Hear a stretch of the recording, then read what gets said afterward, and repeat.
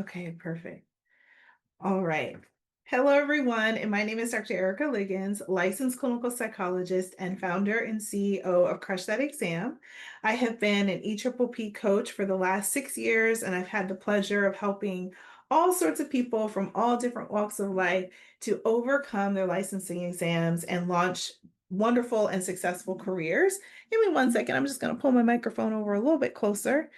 And so I'm really excited to be here with you tonight on behalf of Psychologists of Color to talk a bit about how to get your support system ready and thoroughly engaged in this process so that they can be a help to you rather than holding you back. But before we do that, I want to tell you a little bit about who I am and why I'm an EPPP coach so that you know where I'm coming from. So, again, 6 years ago, I started being a coach because a dear friend of mine said, "You absolutely need to help people." And I was making the transition from working in community mental health to being in private practice and then later going on to start my own private practice. When I was in that transition period, I was looking for some other things to do outside of doing private practice on the side. And she said, one day over lunch, she was like, "You really need to be a coach." And then other friends were jumping in and saying, "Yeah, you should be a coach. You helped me pass. You helped this person pass." And I had never thought I would do something like that, but everybody kept saying I should do it. And I was like, well, maybe I'll give it a try. And so I just kind of put it out there and started working with people and very quickly saw the carnage that was going on out there, seeing people who were getting, beaten up by this exam, and seeing their finances being held back, job opportunities, seeing how it was impacting their career development, their personal development, being able to achieve personal milestones. And I thought to myself, oh, wow, people really need help. And the reason why I'm so passionate about helping other people is because I know how overwhelmed I felt when it was my turn to take this exam. See, as a person of color with a diagnosis of ADHD, I was not exactly looking forward to taking this test. In fact, I was so riddled with anxiety, it would make me physically sick every time I tried to study or even think about studying. I would have panic attacks, crying, sobbing in fetal position. Literally, this is not hyperbole. This exam terrified me. I felt like I had come so far and was afraid that this would be the thing that would stop me. Because every other standardized test I'd ever taken, I had never done well on.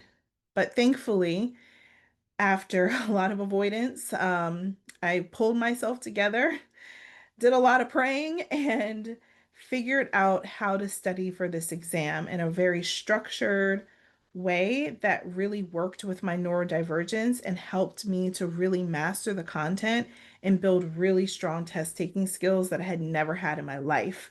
And thankfully, I walked into that exam on August 5th, 2015, and I passed on the first try with a score of 659 as a woman of color with neurodivergence and a history of very poor performance on standardized tests. And so it was through that experience as a marginalized person who's also first generation to go to college and all those things that I knew once I started coaching people and I saw how much people were suffering, I wanted to do things very differently than other coaches out there. I wanted to support people and do it in a way that's affordable and accessible so that people like me could get to the finish line. And it has been an absolute joy ever since then to really help people out there who are struggling with this. And I've worked with new test takers. I work with people who have been out of school for several years and have never taken the test. I've worked with people who have taken the test dozens of times, literally, and helped them to pass, which is why I have a fervent belief that everyone can crush that exam with the right support, mindset, and plan. And so for today, we're going to be talking about the importance of having your support system be a part of this process in a productive way. So, let's start off with talking about the fact that your support system can either be the thing that helps you cross that finish line, or they can be the biggest deterrent. And there's a lot of reasons for that. But let's start off with even defining who our support system is. We've got friends, family, colleagues, peers at work. Your employer is a huge part of your support system. Also, neighbors, any type of community organizations that you're involved in, like if you belong to a church community, for example, or maybe you pledge in a sorority or have done that and, you have sorority or fraternity brothers or things like that. So any other type of organizations that you're involved with can also be a major support. And also people who live far away from you. In today's society with, modern technology, people don't have to be down the street from you to be a help and to show up. They can be there for you in so many different ways. So when we actually involve our support system and we enroll them properly in this process, they can help us so much. It helps this process to be so much easier because they're more likely to respect your study time, to understand what it is you're up against. They're more likely to, help you to be focused and productive by staying out of the way when they need to. And you're going to be much more focused. You're going to have less stress, be less overwhelmed, and have more chances of passing when you have the right support. Let's see here. Oh, someone has a question.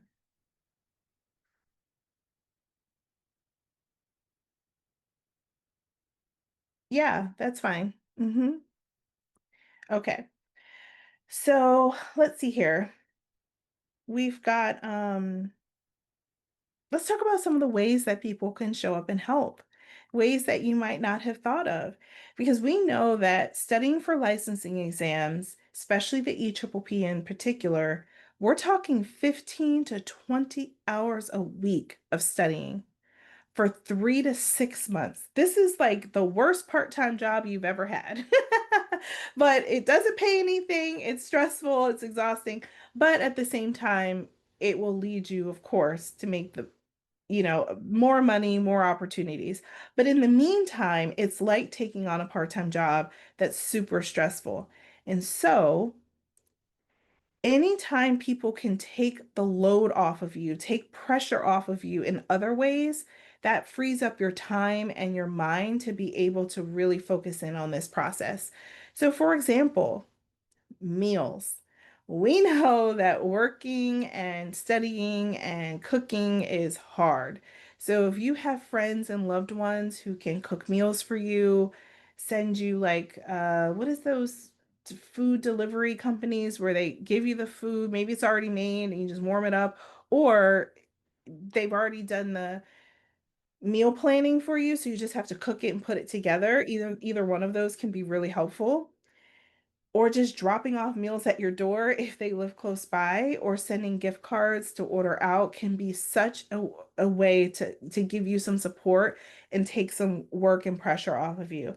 And that also includes things like house cleaning too. I had a coaching client years ago who was pregnant and they were so exhausted and overwhelmed, and a family member volunteered to do their laundry for them while they were studying for the exam. And that really, really, really helped them and took something off their plate. Also, people can help financially. Money, money is also a huge help. All of this is really expensive with the materials and the test fees and whatnot. And so when you have family that can do a little crowdfunding, that's also really helpful in helping to take some of the costs off of your plate. So that just names a few ways in which people can help you, but also other things, right? Like emotional support, cheering you on, actually saying things that are supportive and helpful and that can keep you motivated, checking in on you, accountability. Also, sometimes providing a place to study. Sometimes I've had coaching clients where their friend or family were like, "Hey, if you need a quiet place to do your practice exams, You can come down, take a test in my basement. I won't bother you. You just never know the ways in which people can show up, but you have to be the one to ask. Now, in addition to our, ways that people can help us, we also have, like in terms of personal family and friends, we also have our employers. So often, employers have so many resources and ways that they can help you. But again, you have to ask. So in my coaching program, I actually have a checklist that my coaching clients go over with their employer where they can ask for support. Because if you don't know to ask for these things, they sometimes aren't going to tell you. Sometimes they may not even know certain ways that they can help you until you ask. So that includes things like professional development days that you can take in the days leading up to your exam, because you shouldn't be working up until the last day of your exam. That's not a good idea. So, wouldn't it be nice to use professional development days rather than your personal time off, right? That's one way that they can be a help. Sometimes employers will actually pay for test materials or pay for the exam or pay for coaching because they really are invested in supporting you. So they might have like what do you call it? Professional development funds that you can utilize for helping you with managing the cost of the exam. Also, a lot of employers will allow you to um, study at work. Do any of your employers allow you to study at work? I'm sort of not working right now. I took time off to study, but Okay. because I did not pass, I am now starting to pick up more work. But so I kind of like right now set my own hours. So, but that's really not going to be too sustainable too long. But for right Yes. now, I am. Yeah. No, I hear you 100%. And here's the thing, once you get back to work, uh, I would definitely inquire about that. What support can they give you to help? For sure. Earl, were you gonna say something? Oh no, I was gonna answer too. But yeah, I came back in November uh, last year, and then I was trying to. I've applied, but I'm not working either at the moment. Hmm. Yeah, so I'm in a similar position as Dr. Rosalind, but Gotcha. And there can certainly be benefits of when we take that space so that we can just focus on studying. Uh, Toward the end, we're going to have some open time for Q&A, and I would remind me, and I'd like to give you a couple extra tips that could be helpful for someone in your situation. Because there are a lot of pros to working or studying full time, but there also can be some cons too. And we can talk through how to make sure we manage the potential cons that come with it.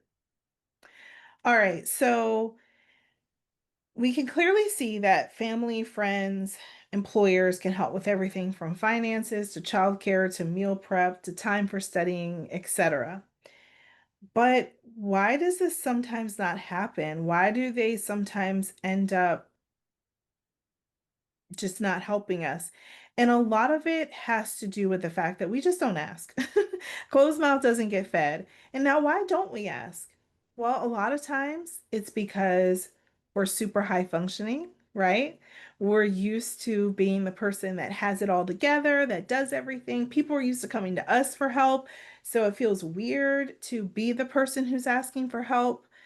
It may also feel like certain people in your life, you can't ask them for help. Maybe they've got certain challenges or things that they're going through.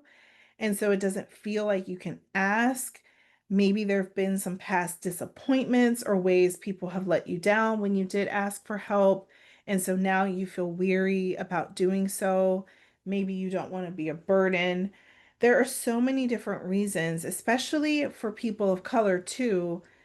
There can be this push for hyper self-reliance and fear of being vulnerable and asking for help at times. And so all of those factors can really play a role in why we sometimes Do not ask for help, even though there's people around to give it to us.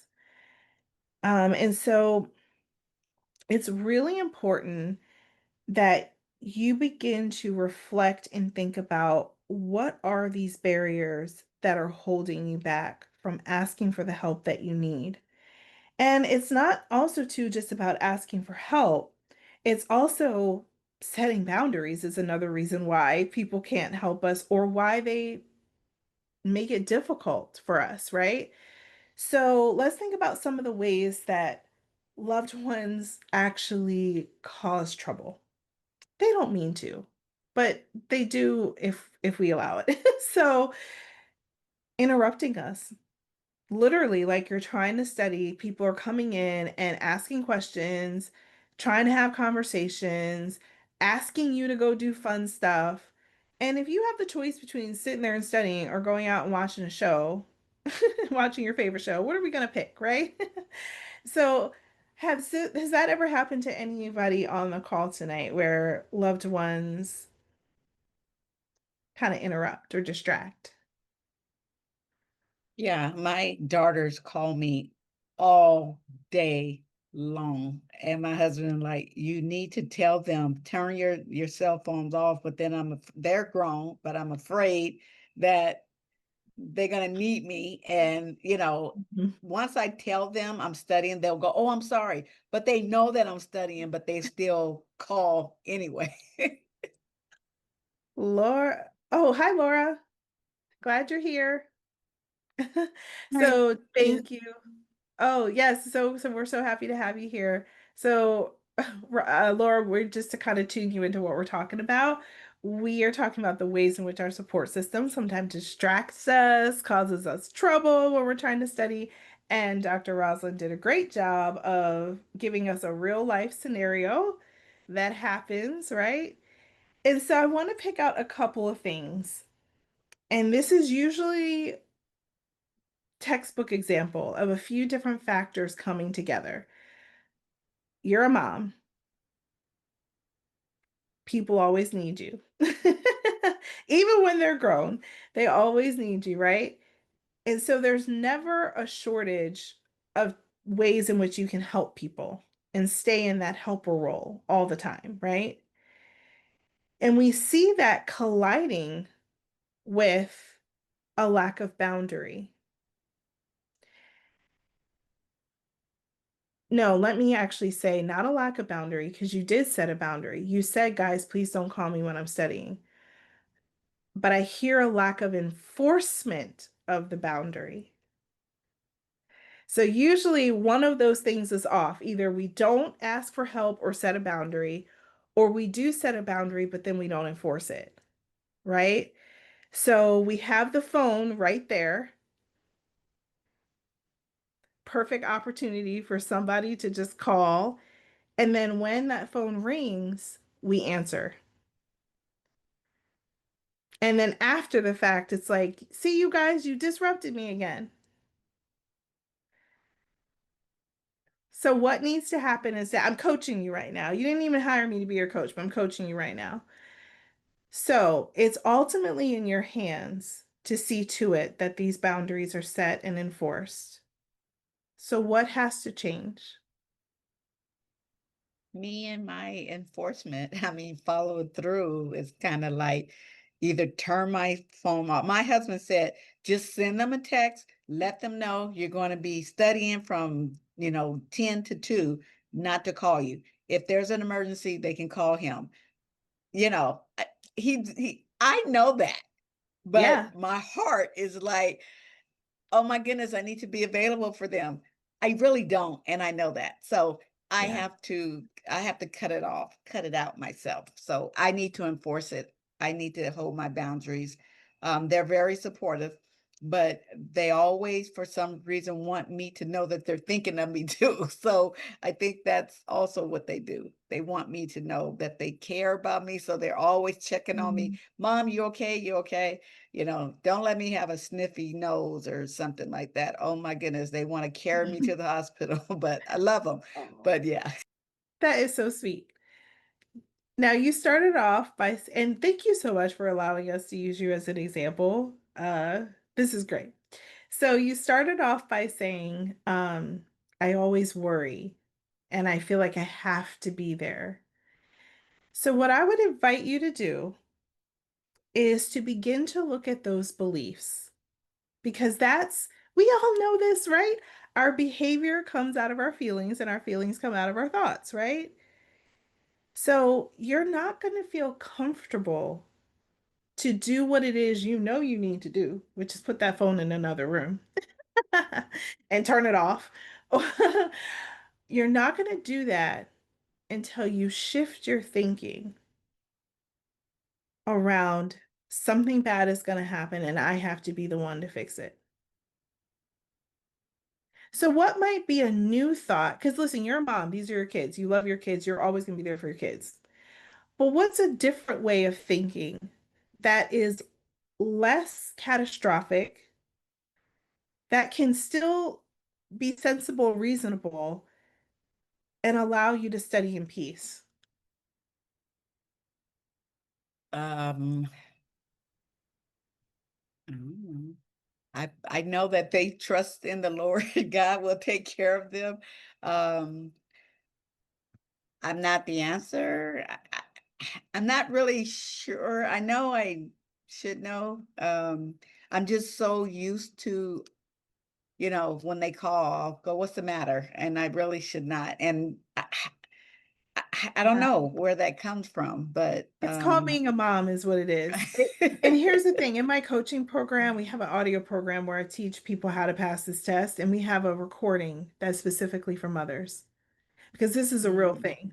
And parents too, but more so for moms because this you can't easily turn that off. So I just want to throw something out there for you to try on, which is these are adults who are capable of caring for themselves. And 98% of the problems they're going to have are not things that have to be solved during my study time. yes, And God forbid if something, that 2% of serious crazy things that could happen, if any of those things happen, someone will find me and get a hold of me. They will call your husband. Your husband will come in that room and he will say, drop everything. This is what's going on. True or false? absolutely. 100% true. So you're not going to abandon your kids because you are going to set up a way for them to still get to you if there truly is a real emergency. Yes. Thank you. So we have to Yeah. shift our beliefs. And that goes for not asking for help because we feel like we should always do everything on our own, or because we don't want to be a burden on people, or because we don't think we need it. Everybody's got beliefs that they're carrying around that's preventing them from utilizing their support system fully. And so you have to do some soul searching to look at what those beliefs are. And in my coaching program, let me tell you something, only 20% of it is about here's how you study. 80% of it is this part. It's the self-reflection part. It is the mindset part of how you're approaching this whole thing. And that's ultimately how we pass that exam. So, when you show up to this process aware, self-aware, right? And you are unlearning beliefs that keep you in hyper independence and lack of utilizing support. And you begin to open your mouth and ask for help, as well as set boundaries and then follow up on those boundaries. Then you will begin to see things working for you. I've had people, let me give y'all the tea today, okay? I have had people swear up and down. You don't know my family. I have to do everything. If I don't do it, nothing will get done. Da, da, da, da, da. They've got tons of proof. because they have enabled the people around them to be so reliant on them that they're constantly get reinforcement that yes, they have to do everything. And this isn't just with family, this is even in the workplace. People are overwhelmed, overworked. They're taking on too many cases, but then they're volunteering to take on more. They're volunteering to take on every initiative. And then we're overwhelmed and feeling oppressed and unsupported by the systems around us, but we like kind of set it up that way. So we got to do soul searching. Why do I keep volunteering for stuff? Why do I keep take caring for people who can care for themselves? What is this about? Just making sense, y'all? Rosalind's like, I get it. I love it. I love it. I love it. All right. So let's keep on moving. All right. So, how do we get people to get there, right? The first thing is they have to educate them. Raise your hand if you're first generation to go to college.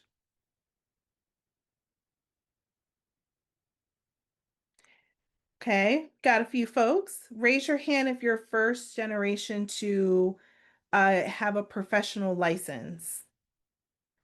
Because maybe people have gone to college in your family, but maybe they don't have a professional license. Okay, so we got a few folks. All right, so licensing exams are tricky little buggers. And a lot of people in your friends and family may not know a lot about what they are, why they're so difficult. I remember people in my social circle asking, like, I thought you were done with school. Why are you still studying? Like, I went to your graduation. Like, what? Or I saw pictures of your graduation online. Why are you still studying? And it's because this is just something that's very new for them. And so we have to educate them about this process and the test and what it means and what it takes to study for it, the stress that's involved in it. Because here's the thing, sometimes you might tell them and they'll just don't listen because they're like, oh, you're overreacting. But when someone else tells them, then they perk up and listen, which is why um, we actually educate our coaching clients and their families. So we have a whole page on our website that is specifically for the friends and family of test takers, including employers. There's a page for them too. And we have them go there so that they can learn not only about the exam and what it takes to prepare for it, but also how they can be supportive and also things to avoid. Because it's better to come from me than to come from you, right? So I do the dirty work for you. I tell them, hey, listen, they may not be able to come to every family event. They may not be able to pick up every phone call.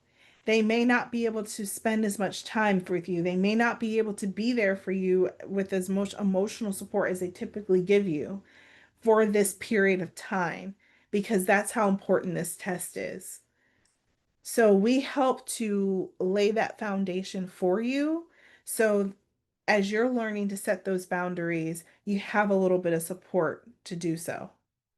Because does anybody feel like their families just don't get it? Raise your hand. Yeah, absolutely. So let us help them get it so that you don't have to. All right. Now, once families understand what this process is, they are starting to be aware of how to, like things that they should avoid and things that they shouldn't say, things that they shouldn't do. And they start to be aware of how they actually can be a support. Now we're on a roll. And then another thing you want to make sure you do before I forget is make sure you don't tell people your test date. Telling too many people your test date causes so much pressure, so much anxiety, and so much stress. I tell people keep it under 5 people if possible. I've even, and to be honest, I prefer less than 3 people because the less people that know, the better, because it keeps them from a lot of people from reaching out to you like the night before your exam, the week of.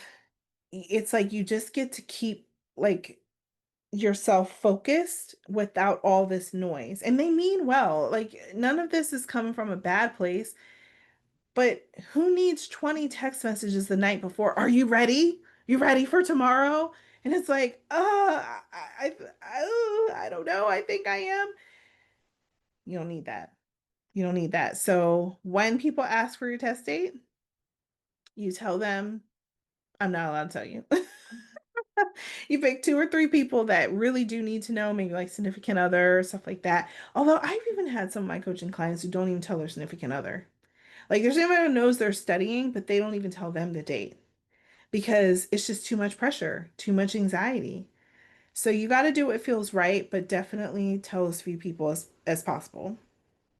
Okay, so back to what we're talking about. So once people are educated, they know what to do, what not to do, then we can begin to make a plan of how they can help you. But remember to be open and flexible. Sometimes you might be expecting certain people to be the people who are going to help you. And they may not always be able to show up for you the way that you need. So you might find that friends or extended family or neighbors, people who you wouldn't think are your initial circle of people, might end up being the very people who can support you the best in this journey. So be open, be flexible with how you ask for help and who you ask it from. And remember, sometimes people need something from you in order to be able to help you. So have those open dialogues of like, hey, this is what I need from you, and be specific. I need you to not call me between this hour and this hour. Don't just be like, I need space while I'm studying for this exam. What does that even mean?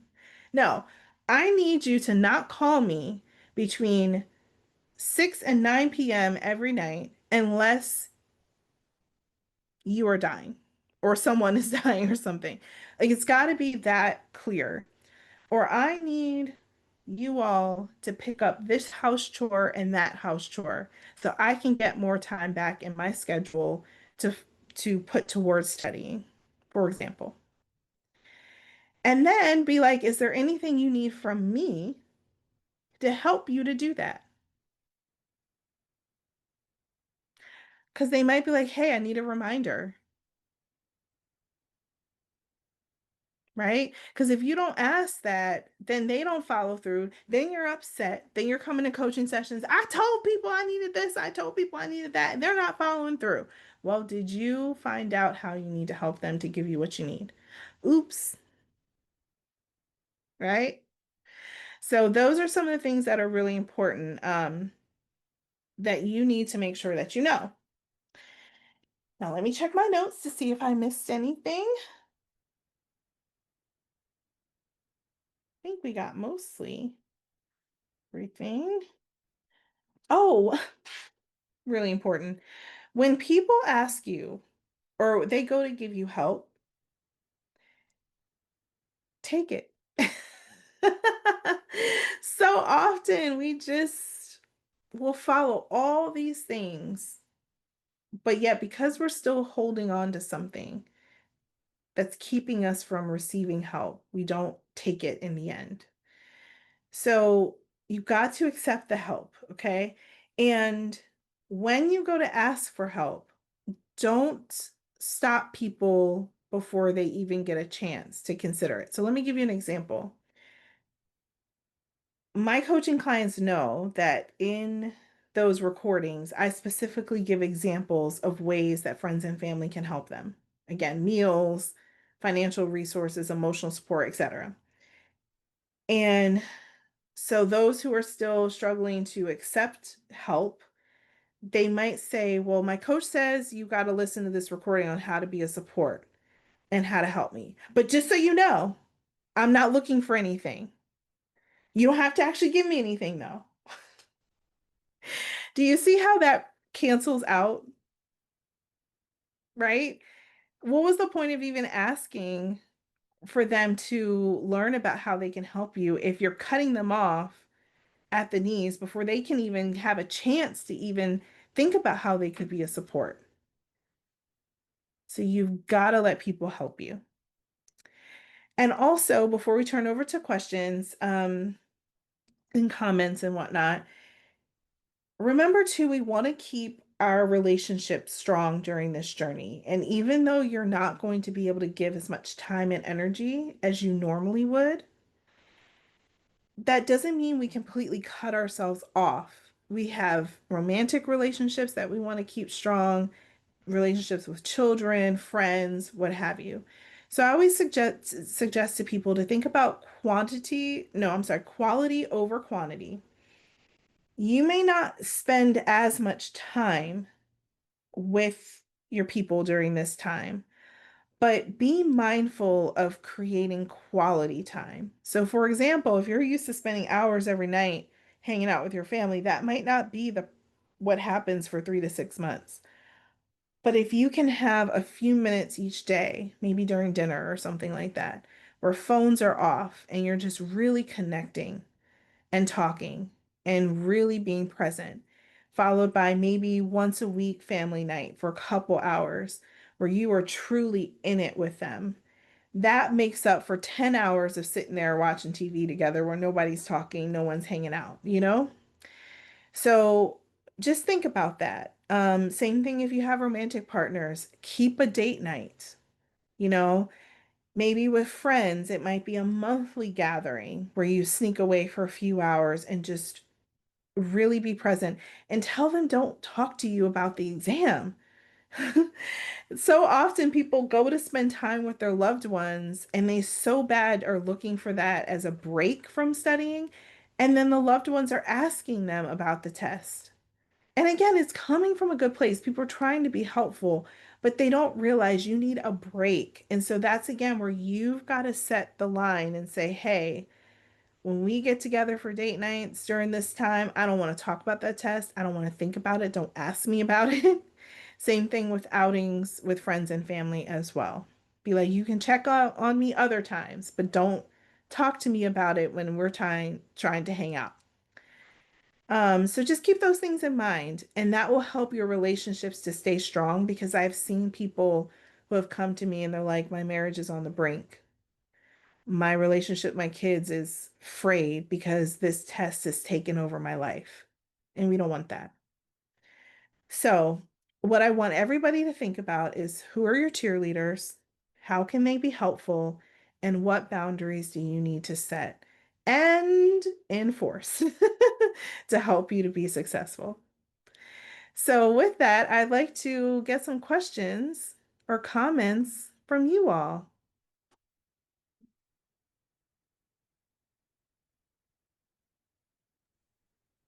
So I want to first say thank you. I don't want to monopolize all the time, but real quick, I do want to say thank you. I also want to say that everything that you said definitely resonated. I've done most of everything. I just didn't do it well enough, obviously. So I have a very great, thank God, supportive family, maybe too supportive to where I start to feel guilty because they're supporting me so much. Um, so I don't know what else. Maybe it's a learning thing. I mean, I've never had problems with tests, anything. I mean, studying, none of that. So I'm not sure what's happening. It could be an emotional thing or something. Um, I don't know how to really even verbalize um the structure that I had. Obviously, it wasn't successful. Um, but I don't even know what to say. I do resonate. Everything that you say resonated with me. I tried to approach those things. Obviously, I'm not being effective in my approach. But I don't know what else to do at this point. I'm kind of like at my last wits. So I'm gonna stop with that because I don't even know if I made sense or if what I said even mean anything. No, it all makes sense. And first of all, you're welcome. So glad that you're here tonight. Uh, let's work on managing those feelings of guilt and just allowing people to be there for you. And then when it comes to the test itself and the challenges that you've had, um, so in my coaching program, I go over with people the common mistakes that people make that causes them to have difficulties with passing. And I'll quickly blurt out a couple, which include lack of structure in this study. It's just kind of haphazard. A lot of people struggle as well with really using active study methods. It's very passive. Their content knowledge is often very surface level. And many people do not use practice tests effectively. They use them too often, too little, or not enough, and not at the right times in their study journey. And they ultimately end up walking in there just really underprepared. And if there is a lack of confidence or high test anxiety that's not being fully addressed, that further complicates things. So, what I would want to do is to help you to figure out, which we would have to do outside of this, of course, to figure out where the link is or where the missing link is. But in 6 years of coaching, I've never had an instance where I couldn't figure out what it was that someone was missing. Yeah. Does anyone else have any more questions or comments about our topic today? Hi, thanks for doing this. You're welcome. Um, I have a very heavy client load, and that is what interferes with my study. Mm-hmm. Any thoughts on that? Oh, I have thoughts for sure. So thank you, Laura, for the question. I would say at least half or more of my coaching clients, the beginning of their journey in the coaching program is getting their work-life balance under control.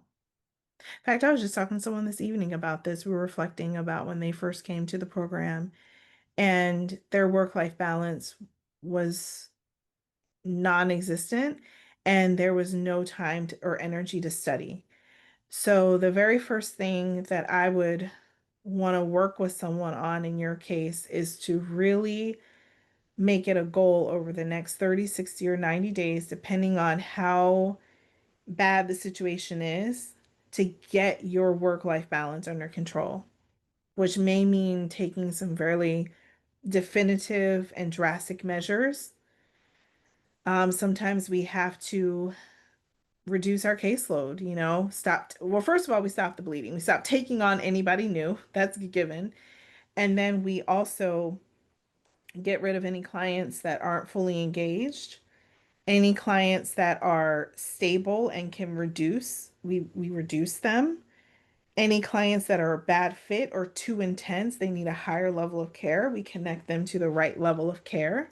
Because sometimes we don't want to let clients go when we need to, right? And so we make sure we get them to the right place. Oops, so sorry. Alarm going off. There we go. And over time, you start to see that come down. Okay, Does that make sense, Laura? it does. The other thing, Laura, is you have to do some soul searching to find out, how did I get myself into this? How did I get here? Is Uh, it that I wanted to make more money, so I took on more clients? Is it that I was trying to help the organization? Is it that I didn't know how to say no? Is it that I get really excited when I see interesting cases and I just say, yes, I'll take that case, not thinking about how full I already am? okay. What do you think? Well, the money is really important, but Yeah. also it doesn't help.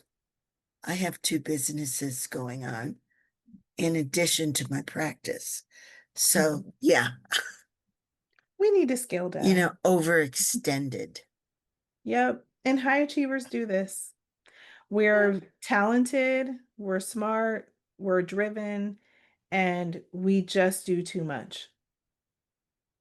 We just do too much. And so, what I want you to think about, Laura, and this is for everybody actually, um, keep big picture in mind. Like, yes, working more and working harder brings in more income and whatnot, but the income that you lose month over month by not being licensed, as well as the cost to your mental, physical, and emotional health, is so much greater than what we would gain by continuing to work at the pace we're working.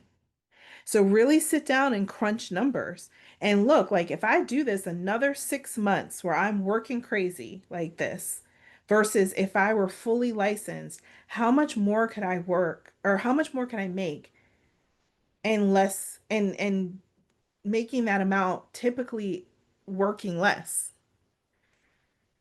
right? Yes. So you really got to sit down and do that math because I was talking to someone recently who just started a program and they were like, over the last however many years that I've been unlicensed, they were like, I probably have lost a 500,000 in revenue. Wow. I never really thought about it in those terms, but I do know the difference between LPC license and psychologist license. Yes, thousands of dollars over the course of months and years doing the same work, Okay. right? Thank you. You're welcome, Laura. Thank you. So it's been a blast, y'all. I absolutely love teaching about this stuff, watching people set boundaries, transform, and set themselves ultimately free of this exam and seeing them reap all the rewards of going through the process and then launching amazing careers. So I am want to thank you all so much for coming tonight. And I'm going to take a second to do some final announcements. So I'll go ahead and stop the recording here.